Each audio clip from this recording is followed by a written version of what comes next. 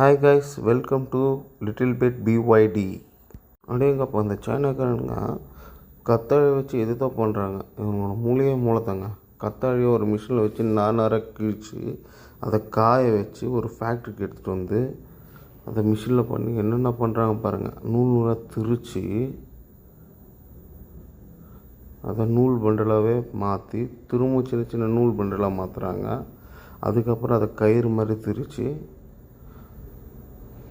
ஏதோ பண்ணுறாங்க, மோல்டு மாதிரி ஏதோ பண்ணுறாங்க. ஓ, இது ஷூவோட மோல்டுன்னு தான் நினைக்கிறேன். பரவாயில்லையே. ஓகே, ஷூவோட மோல்டு தாங்க அது. அடேங்கப்பா, ஷூவோட அடிப்பாட்டமாக மாற்றிட்டாங்க. பரவாயில்லைங்க. இயற்கையான முறையில் ஒரு கத்தாழை வச்சு இந்த மாதிரி கூட ஷூ பண்ண முடியுமா? நம்பவே முடியலைங்க. நிஜமாகவே சைனாக்காரன் தாங்க. சூப்பருங்க.